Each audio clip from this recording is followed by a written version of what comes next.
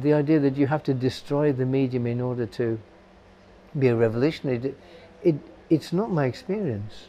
You know, if you engage a working class audience in the characters, they are drawn in. They see, maybe they see their own situation on screen, and it's clearer because it's on screen. If you're in the middle of it, you know, you can't. It's difficult. But if to see the situation on screen, you think, oh yes, that's the problem, or that's what's happening, and that person is like me, and then it gives you strength because it's someone recognises your situation. It gives you strength. So I think tell a story, tell the truth, and then fight back.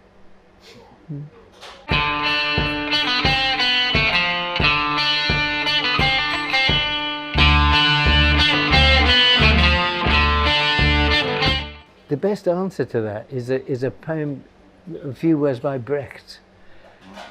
And no one can quarrel with Brecht because he's the man, you know, you can't. So he's the man. And he wrote a poem, I only know the English translation, obviously it's in German, but the English translation is, from memory, I always thought the simplest of words must suffice, that must be enough. If you say how things are, that's if you tell the truth about how things are, it will break the hearts of all. It will break everyone's heart. And then he adds the line, that you go down if you don't fight is surely clear to you. So it's not only telling the truth in a very simple way, the simplest way you can, but that if you don't fight back, if you don't resist, then you're lost. Which says everything, really. You know, to tell the story simply, engage the audience in let the audience understand the situation, and show them the necessity to resist. Why do? Don't give me a ticket. Come on. It's your choice. If you've decided not to move on, then I've got no option other than you can't do that. No, you can't do that. Are you going to move down? I'm going there. You're going to have to go down. I'm going there. Why are you being so I've given you the opportunity to move. Now, if you don't move, then you're going to get a ticket. Okay? Thank you. Fuck you.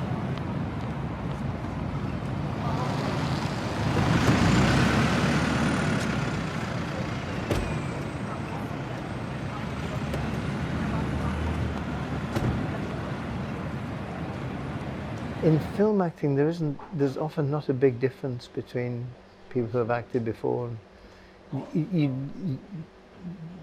Often people can just do, you know, they have that capacity to make a fictional situation believable. Chris, who plays Ricky, began as an actor, and then he spent a large part of his life working as a plumber and driving a van, and then he went back to acting. So he's done both, you know. Debbie, who plays his wife, she's a teaching assistant in real life, and works with children who find it difficult to learn. But she's done a little bit of work on television. She said one line in another show, but she was terrific actually. Very, very authentic, you know, in what she did. And then we just take them through the story, you know, in chronological order. We do the first scene first and the last scene last. He does things so cleverly and so subtly and so sort of unexpectedly. But for people who've seen the film, I have to shoot this kid in it who becomes a traitor in the film. And only like years later, I realized that during the boot camp and during all the sort of training, he would always put me with this kid, like that we would be together and we would sort of, you know, just hang out. And he was like 17 or something like that. And he was a lovely, sweet kid. And we hung out and we got close. And then I realized that what he was subtly doing was sort of making, I don't know, I was becoming close to this kid who eventually, in this story, you know, I'd have to shoot. And so when we came to do that scene, it was way more emotional and powerful than it would ever have been on like, oh, we're just turning up today because you know you've seen that, you've read that scene, and hi, nice to meet you, and now I'm going to shoot you. It was, we were buddies. We did preparation, so we worked.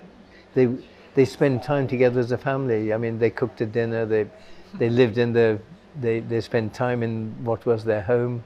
They went out together. They had arguments. They did the things families do. So that you establish the relationship within the family before we start. But we don't rehearse the scenes in the film. No. I sold my winter jacket. The Gore-Tex jacket said, for fuck's sake, do you know how much it cost? That cost me a fortune. I can't get another one. What are you doing? Have you been on the train tracks and the roofs? Eh? Spraying that shite everywhere?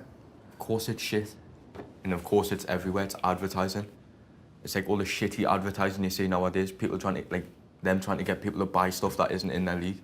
What's that supposed to mean? Can we just talk instead of shouting? I mean, it's the camera as an observer. So the camera is like a person in the corner of the room who is sympathetic to the characters. He's not judging them. Or she, the observer, the camera, is watching in a sympathetic way. You know, yes, understanding them and wishing and trying to read what is happening between the people.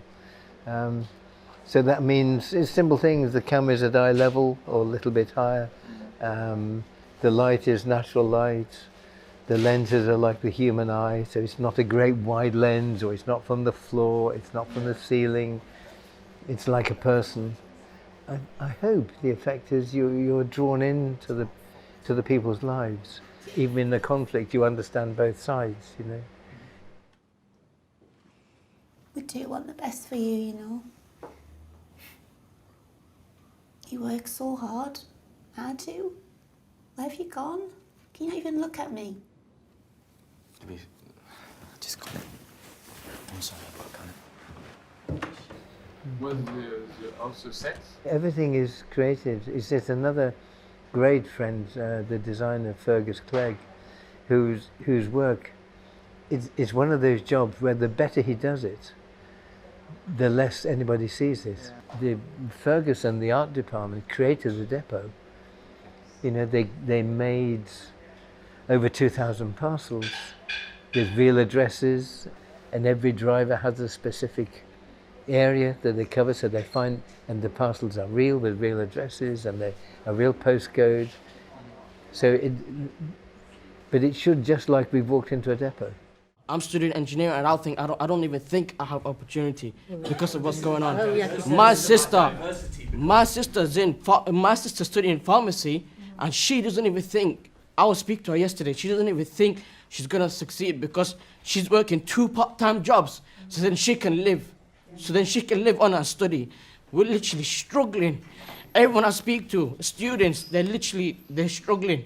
I spoke to so many students because I'm part of my students' union, and I was doing research about the BME attainment gap. So many people are leaving university because they're literally struggling within the first 3 months. Like I was having depression in my first 3 months. I was literally struggling so much in university. I didn't know what was going on, like if I was going to continue. So many of my friends, they had so much passion, they were clever, and they dropped out within the first 3 months.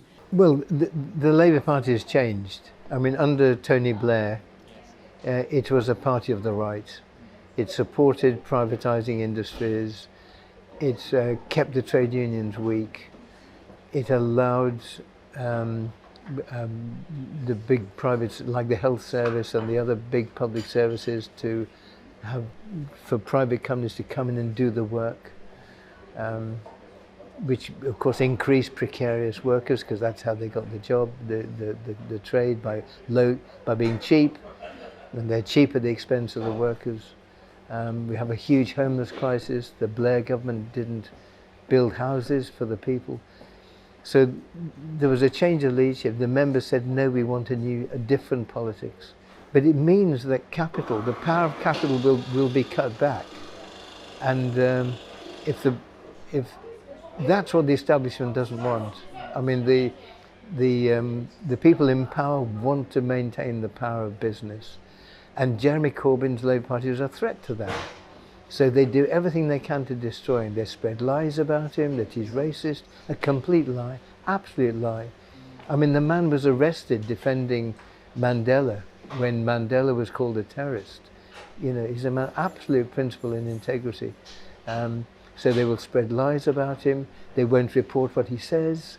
He does 4 or 5 meetings a week, speaking to 1,000 people, 2,000 people, never reported. And if they do film him, it's an interesting trick this. He'll maybe be speaking to a large crowd. They on the television, they won't show the crowd, they film him like that. So all you see is his face, and of course he's projecting to a crowd, so he's not talking to so of course he's using more voice and more projecting, so that it looks like he's shouting. Yes. But they don't show the crowd, and they cut out the sound of the crowd, they cut out the applause, and that's what they show. It's a very interesting example of how the distortion of politics can actually destroy democracy. Because if there's no exchange of ideas, you can't be a democrat. You know? So but the election will come up. I mean, with a chance of winning, you know. So if we do win, well, any support that comes across the channel, it just says, look, good luck, anything is really welcome. And we need a strong left party in France, because then, you know, then you start to build strength. But if we do win, please raise a glass to us on after the election.